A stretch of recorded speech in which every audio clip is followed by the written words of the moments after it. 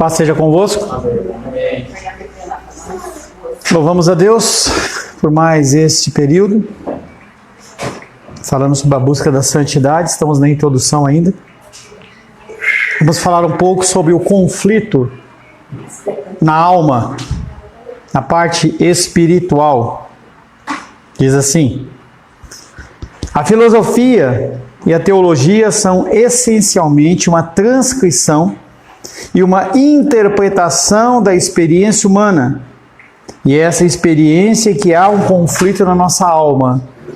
O que eu quero fazer e o que eu devo fazer. A minha vontade e as ordens de Deus. Para Paulo, tratava-se de uma guerra entre duas forças opostas que ele chamou de carne e espírito. Paulo falava desta guerra. Na guerra, as pessoas elas não têm mansidão, não têm hombridade, as pessoas elas mostram o pior lado delas. É como no carnaval. Por que às vezes você olha e você vê nos noticiários as pessoas, homens vestidos de mulher, maquiados lá, cantando, pulando? Por que no dia a dia eles não fazem isso? Porque a oportunidade faz o ladrão. Entendeu? A guerra, ela permite que você seja quem você realmente é. As pessoas na guerra, elas fazem exatamente o que elas querem fazer. Quando o apóstolo Paulo ele vem falando sobre essa condição nossa, quando nós nascemos, nós começamos a ser, cada vez mais queremos ser o rei. Então, Joaquim ainda está dando umas testadas, mas ele vai começar a querer tentar mandar em casa. Ele vai começar a querer fazer os horários da casa. Ele que vai querer mandar no horário de dormir, de acordar, de brincar, de comer.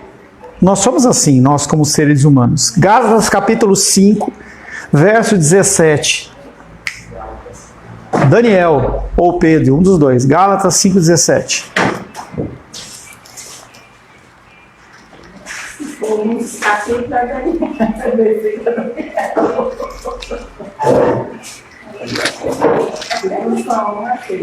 Gálatas 5, 17.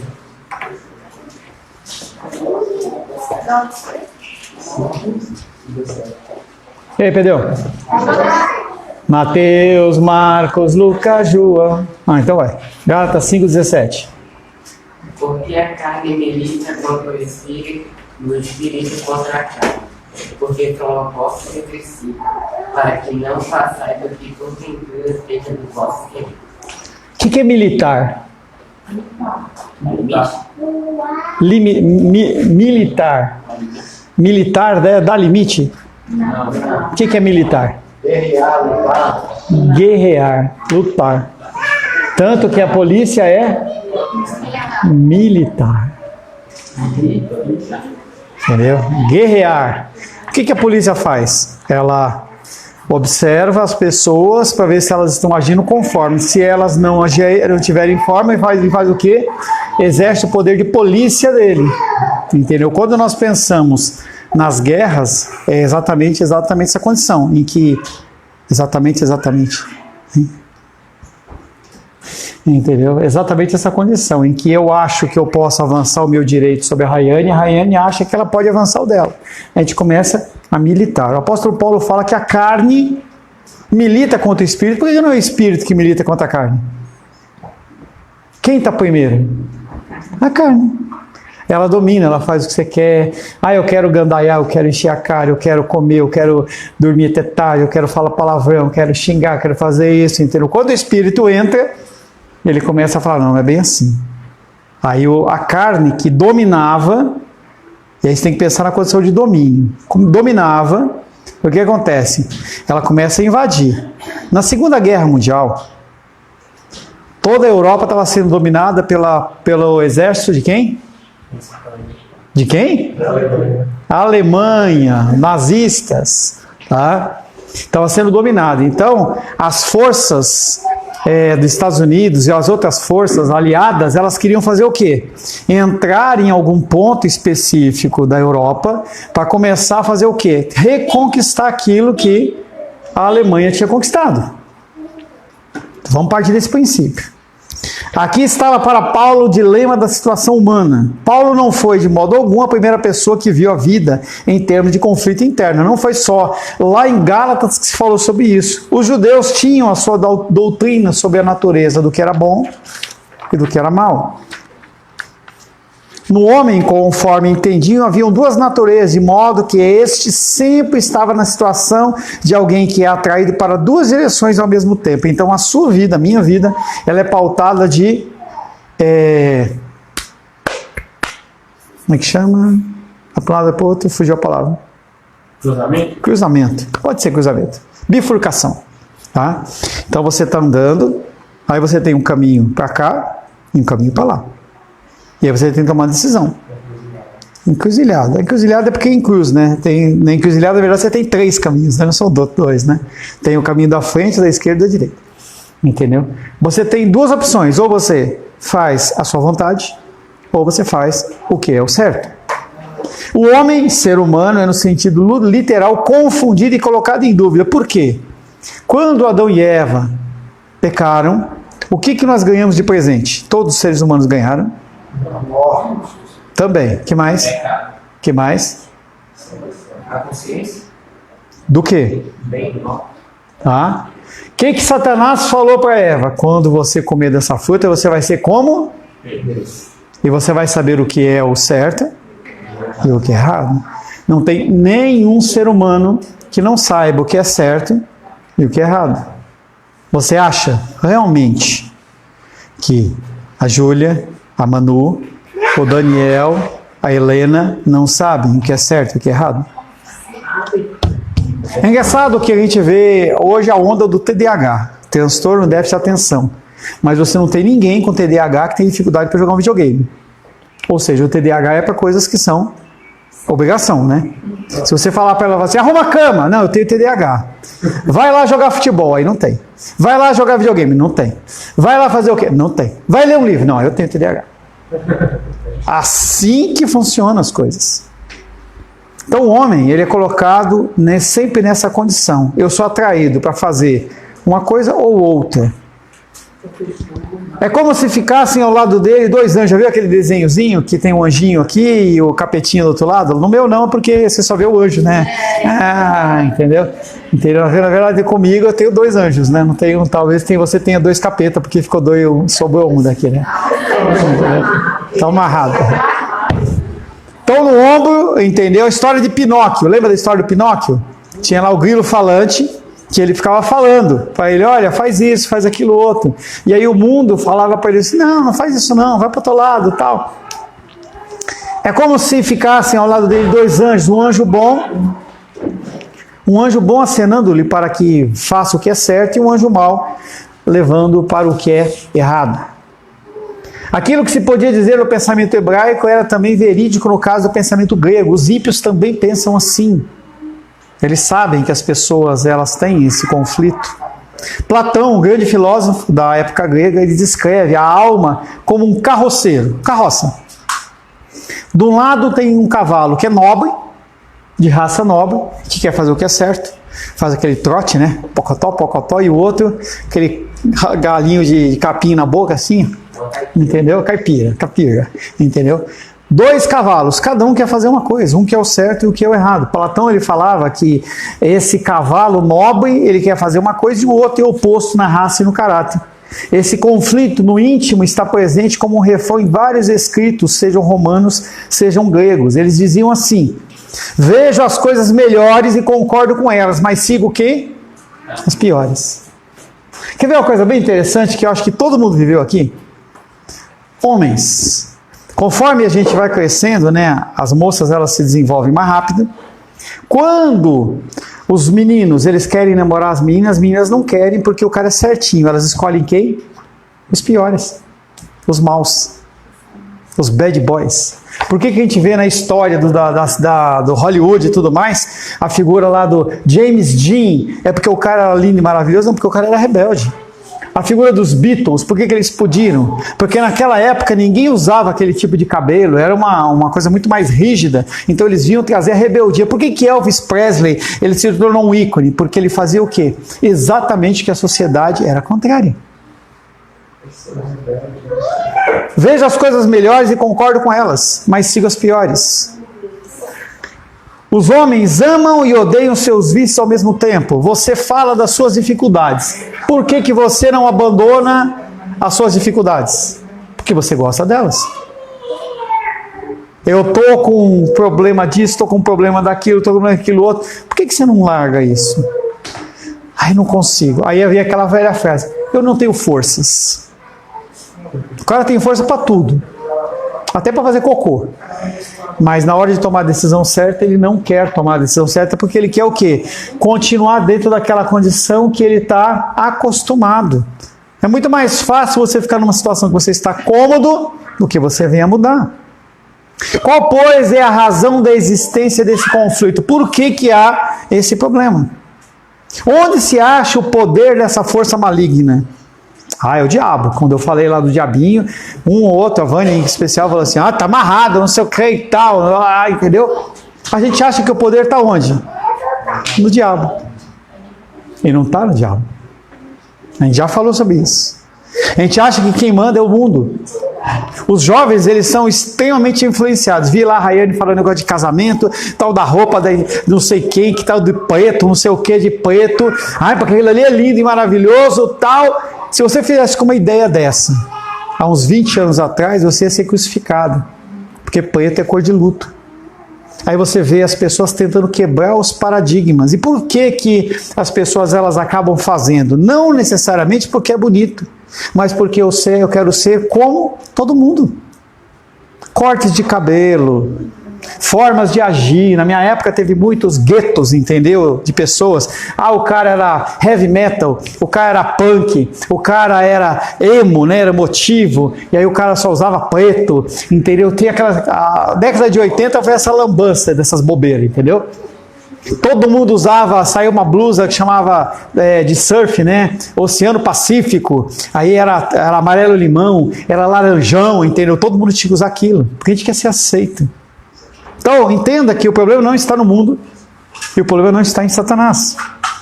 Voltando ao nosso exemplo da Segunda Guerra Mundial, tá? Nós queremos conquistar algo. Para que você consiga conquistar algo, você precisa primeiramente colocar o primeiro pé. Quando Cristóvão Colombo descobriu a América, o que ele fez? Ele colocou... O que ele fez depois que ele colocou o primeiro pé? Lembrando daquela frase da semana passada, Carlos, só você é você, Carlos. Não é? Viu? Nossa, que legal. Essa é legal, hein? Na mesma quantidade que o pastor Paulo nessas coisas. Não lá, não, essa aí eu vi na lixeira, Onde se acha o poder desta força maligna? Aonde acha? Romanos capítulo 7. Romanos capítulo 7, versos 18, 19 e 20. Daniel.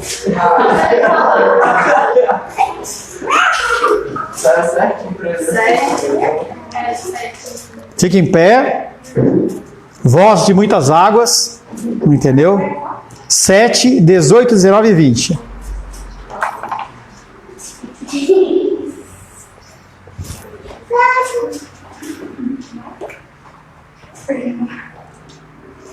Olha, 18, né? 18, 19 e 20. Por quê?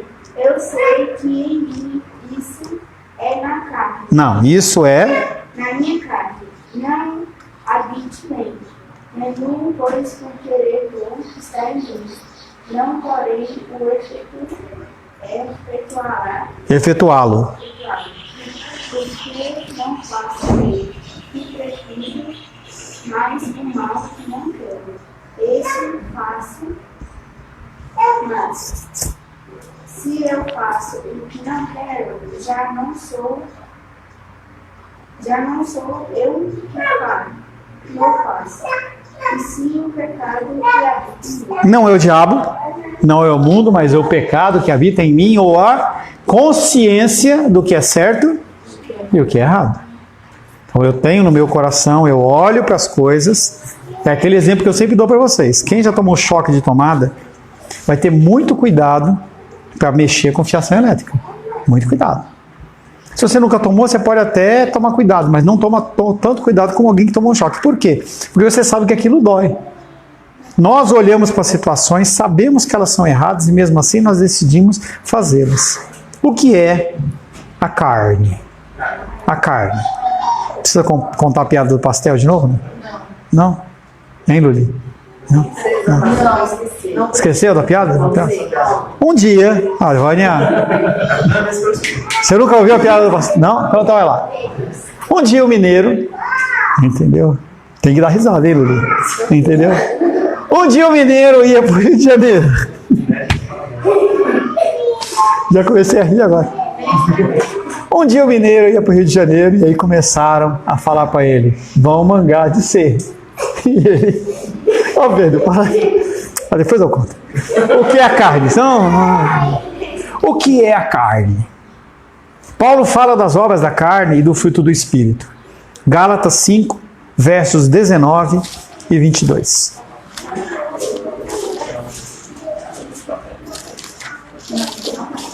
Coríntios, Gálatas 5,19. Não, é a primeira fileira ainda. Vai ler de novo? Pedro já fez. Já foi. Agora é você, Esther.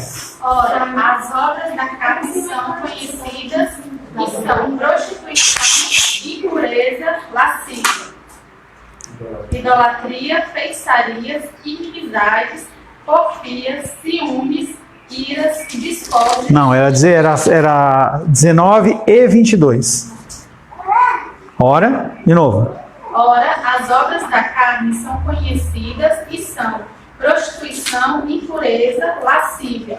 Mas o fruto do Espírito é amor, alegria, paz, longanimidade, benignidade, bondade, fidelidade, mansidão e domínio próprio. Contra estas coisas não há lei. 19, a terceira palavra, Esther. Obras. Agora 22, a terceira palavra. Tem diferença? Tem. Obra, carne. Obra, carne. Fruto, espírito. Tá? Uma obra é algo que alguém consegue produzir para si mesmo. Você precisa ensinar a Esther, o Daniel, a agir errado? Não.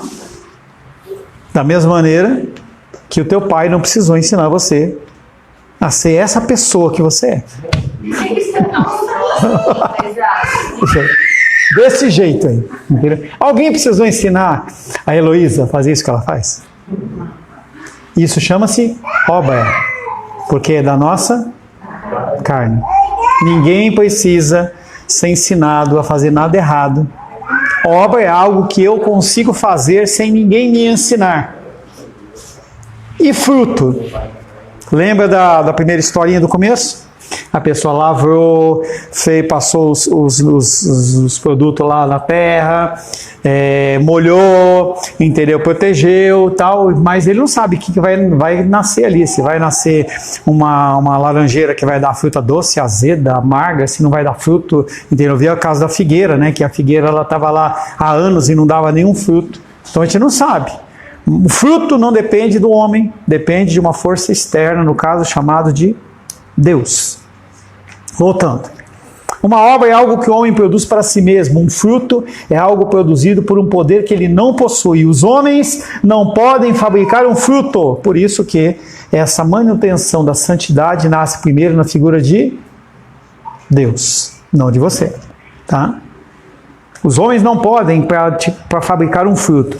Isso quer dizer que o homem pode produzir o mal por si só, com bastante facilidade, e não pode deixar de fazê-lo. A bondade, no entanto, tem que ser produzida para ele por um poder que não é seu. Semana após semana, eu falo para você: traga alimento para a favela, traga alimento para a favela. Inclusive, eu não comprei ainda o meu. Traga alimento para a favela, traga. E você faz o quê? Não traz. Não trago. Traz. Não trago. Traz, cara. Não trago. Eu acredito, pastor, eu entendo, eu vou fazer e na hora você vai fazer o quê? Não traz. Esqueci. Tá faltando também o casal lá colocar aquela lembrança, né? Que eu fico esperando só para o casal colocar lá, traga, alguma coisa assim, colocar um vídeo daquelas crianças lá da Etiópia com os ossos aparecendo. Quem sabe quebranta o coração da pessoa. Mas eu posso falar. Se Deus não te convencer, o que acontece? Você não faz. Eu convido você para vir na oração de quarta, convido. Enquanto Deus te convencer, você... não sei o que, eu vou ir nesse dia, eu fiz tal coisa, nesse dia eu estava assim, nesse dia está muito quente, está muito frio, a internet é não sei o que, eu tenho que fazer isso, tenho que fazer aquilo outro, Enquanto o Senhor não convencer, a única função minha é falar. A essência da carne é a seguinte, voltando novamente para o exemplo domínio das praias da Europa. Então, o exército aliado ele começou a procurar aonde eles iriam desembarcar. Porque a ideia é, eu tenho que invadir no lugar, conseguir estabelecer um ponto que não pode ser muito longe de onde está tendo a ação, para não ter problema de deslocamento, mas eu tenho que estabelecer um ponto ali, que se eu não estabelecer, os caras ficam só lá da praia, jogando só míssil, só foguete, entendeu? Dando tiro. Os caras vão tentar desembarcar, só morre, não consegue. Então o que eles têm que fazer? O termo é tomar cabeça de praia. Ou seja, você toma um pedaço da praia de tal maneira que você consegue fazer uma base e aí as pessoas elas vão chegando e conforme elas vão chegando, elas vão avançando. Mas ali continua sendo a base. A base se fortalece, fica com munição, com água, com maquinário, com tudo ali pronto, entendeu? Mas o povo já vai avançando, porque o exército que quer destruir, tomar essa cabeça, não consegue. Primeiro tem que passar pelo exército que está ali. Então, esse é o pensamento da queda lá, do dia D, das praias da Normandia, quando os aliados invadiram a Europa. A mesma coisa acontece comigo e com você. Outro exemplo, Cavalo de Troia. Troia era uma cidade extremamente militarizada, com muros altíssimos e largos. Os muros dos negócios, era muro que cabia... sei lá, muito mais. A muralha de Jericó, eu lembro quando eu fiz o estudo, não lembro de cabeça, mas tinham, 15, 20 metros de largura, um negócio enorme. As pessoas não conseguiam transpassar as muralhas de Troia. Então, os gregos que estavam construindo tudo, vieram com seus exércitos, seus maquinários, só não conseguiam. Aí os caras falaram assim, se a gente continuar aqui, a gente vai perder muito exército. Uma hora a gente pode conseguir, porque eles cercavam a cidade e não deixavam entrar nem comida nem água. Mas vai perder muito. Vamos fazer o seguinte, vamos jogar na emoção deles? Vamos fazer assim. A gente pega um cavalo, constrói um cavalo, bem grandão, faz ele oco, coloca os melhores soldados ali dentro, uns 10, 12 soldados, e coloca na porta de Troia, e fala assim, olha, viemos em paz.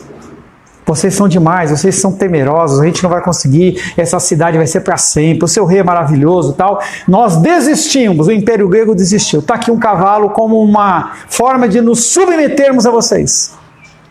O povo deixou os caras lá um tempo, falou, pô, nós somos bons mesmo, né? É mesmo. Aí eles pegaram, abriram as portas, colocaram o cavalo, celebraram, fizeram festa em volta do cavalo, beberam, encheram a cara, foram para cá, chegou uma hora que todo mundo apagou, lá para as 2, 3 da manhã, a cidade dormindo, depois de beber, de fazer aquela farra, o soldado desce, abre a porta da cidade, os soldados gregos entram e destroem tudo. Ou seja, a história está aqui da guerra, cabeça de praia, tem que o cara deixar entrar, aqui a mesma coisa. E comigo, e na Bíblia, Josué recebe uma ordem de Deus. Pessoas de perto, mata. Pessoas de longe, se quiserem se submeter como escravos, beleza. Aí os gibeonitas olham e falam assim, poxa, eles vão acabar com tudo. Chegam lá e falam para Josué, Josué, nós viemos de longe, olha a nossa sandália, aquele pão que estava quentinho no forno, ele está cheio de bolor. Nós viemos de terras distantes e nós queremos adorar esse Deus. Josué orou, ele parou, aí ele aceitou todas as consequências que vieram dentro do povo de Israel. Entra no livro de Reis, vai lá na frente. Falta de consequência. Mas quem que deixou? Quem que permitiu? Eu. O problema está a minha carne. Se você permitir que as coisas entrem dentro da tua carne, na sua casa, nas coisas, você está tranquilo. Toda essa dinâmica que o mundo está vendendo, você compra isso aí. Nenhum exército pode invadir um país pelo mar, a não ser que possa obter um local para desembarcar. A tentação não teria capacidade de afetar o ser humano, a não ser que houvesse algo já existente no homem que correspondesse à tentação. Vou usar minha filha como exemplo. Lúlia, você gosta de tomate? Não. De 0 a 10, quanto você não gosta de tomate? 0 a 10? 0 a 10, 50? 50. Se eu fizer um prato com os melhores tomates, a Luísa ela vai se sentir atraída por aquilo? Mas é orgânico. Tá vermelhinho, camada fina, camada grossa, vai ser atraída? Mas e as coisas que a Luísa gosta? Quando são oferecidas, ela quer comer aquilo, porque ela é atraída. Nada que você faz de errado, você faz sem que aquilo já esteja dentro do seu coração. Não quer dizer que você não desenvolveu aquilo como uma fuga, como uma forma de se proteger, mas continua sendo errado. Não tem como uma tentação ela cair no seu colo e você ceder àquela tentação se aquilo já não for dentro do seu coração um desejo que você já tem. É o natural. A tentação ela não tem a capacidade de afetar o homem, a menos que o homem já tenha isso no seu coração. O pecado não pode tomar essa cabeça de praia da sua mente, porque a praia que ele quer tomar é a sua mente, coração e alma, a não ser que já houvesse um inimigo dentro dos portões que estivesse disposto a abrir a porta ao pecado, que é o quê? A minha carne, o seu desejo, a sua vontade. A carne é aquilo que o homem fez de si mesmo em contraste com o homem conforme Deus o fez. A carne é o homem de conformidade com aquilo que permitiu que viesse a ser em contraste com o homem conforme Deus pretendeu que ele fosse. Deus criou o homem para que ele fosse bom. E aí o homem, ele desenvolve um lado ruim nele a partir do pecado, e a queda vem intensificando isso, fazendo com que todos os seres humanos tenham uma tendência para o mal. A carne representa o efeito total do pecado do homem sobre si mesmo e do pecado dos seus pais e de todos os homens que existiram antes dele. Poxa, pastor, você está falando de maldição hereditária? Não. Está em você copiar aquilo que você vê os outros fazerem. É aquilo que eu falo sempre. Você quer que os seus filhos leiam a Bíblia? Você tem que ler a Bíblia. A Luísa, ela lê a Bíblia sem a gente ter que mandar. De manhã ela acorda cedo, antes de ir lá, entre os horários dela de academia e tudo mais, ela vai lá ler as Escrituras. Por que ela lê as Escrituras? Porque nós implantamos isso dentro do lar. Não é porque o meu lar é melhor, o meu lar é mais ungido, não é nada disso. É a prática. Se a Júlia ela vê, como ela tem visto, o Alice orando, a Ingrid orando, o Pedro orando, naturalmente ela vai olhar e falar assim, isso é uma coisa boa.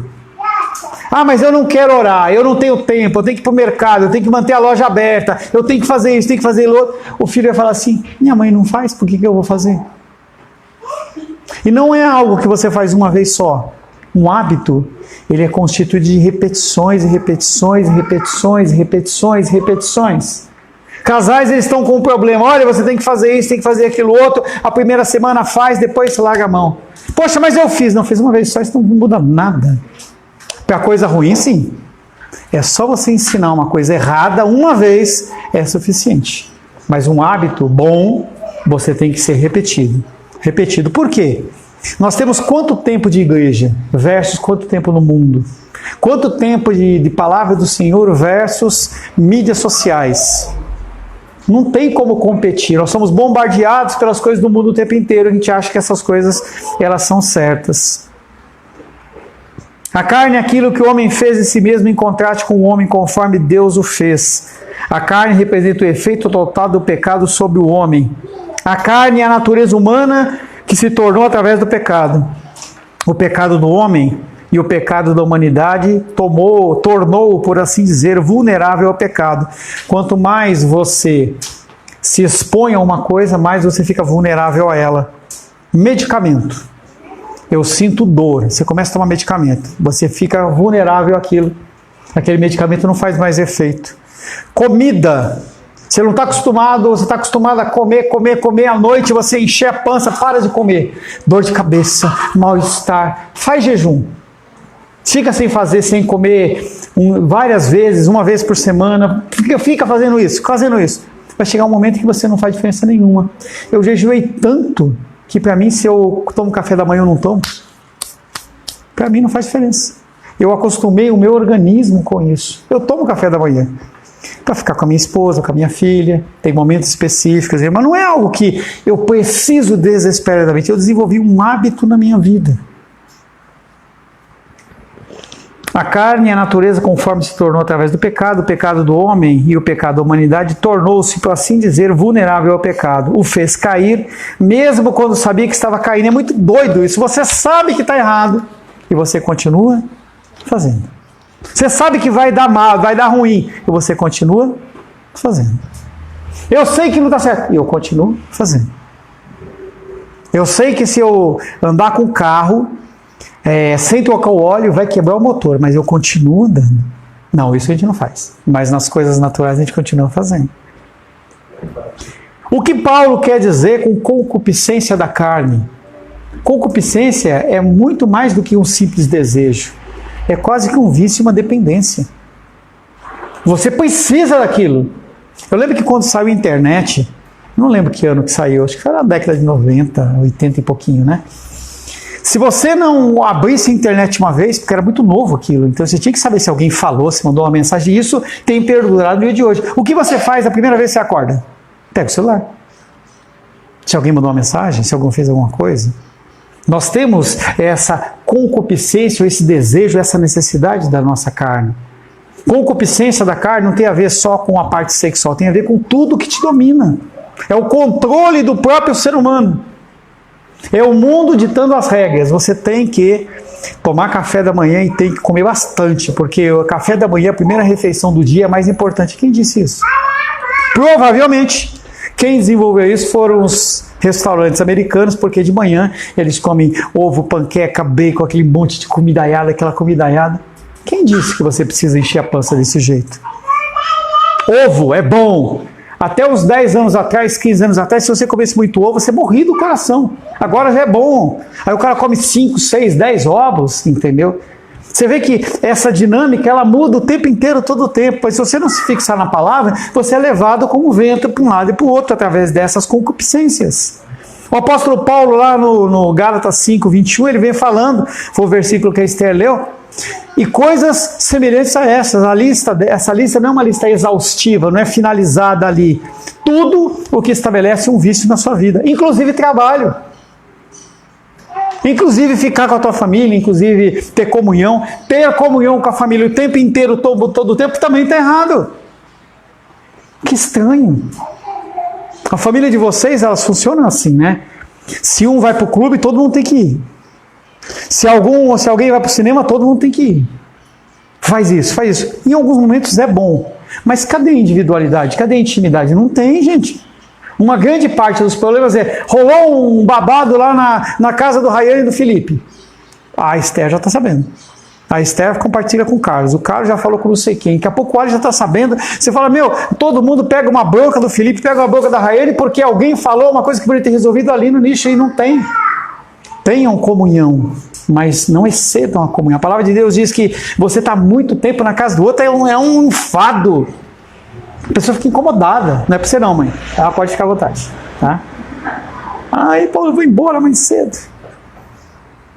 Esses dois pensamentos de diligência e esforço que nós temos que ter é uma tarefa para toda a nossa vida. Essa condição da busca da santidade não é algo que acaba quando você diz sim, não é algo que acaba quando você é batizado, mas é um início. Esses dois temas, diligência e esforço, vai ser o que nós vamos estudar nessas semanas que nós vamos trabalhar.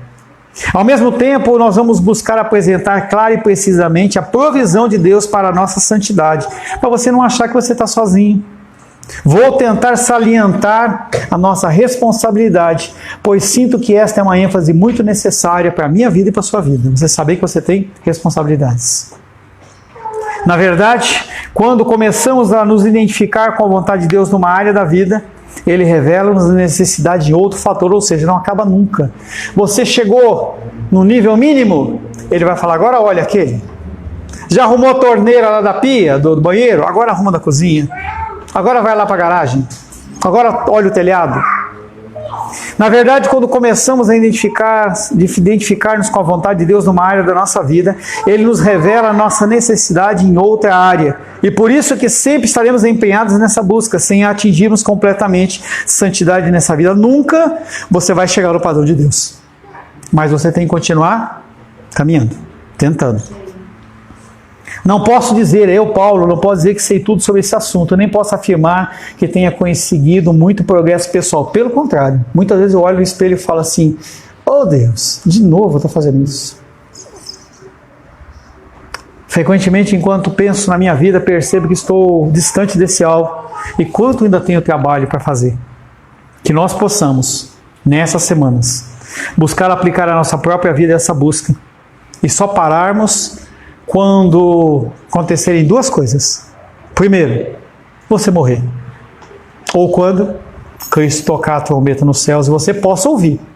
Porque aí você vai subir em estatura e graça para a glória com o Senhor. Amém? Amém? Senhor, em nome de Jesus, louvamos, adoramos e bendizemos o Teu nome. Agradecemos, Pai querido, pelo Teu amor e Teu cuidado. Quero, Pai querido, agradecer ao Senhor por essa introdução, por esse tempo, Pai querido, de busca da santidade. Que nós possamos diligentemente buscarmos ser santos como Tu és santo, porque sem santidade ninguém poderá ver o Senhor. Oro em nome de Jesus. Amém. Graças ao nosso bom, querido e amado Deus.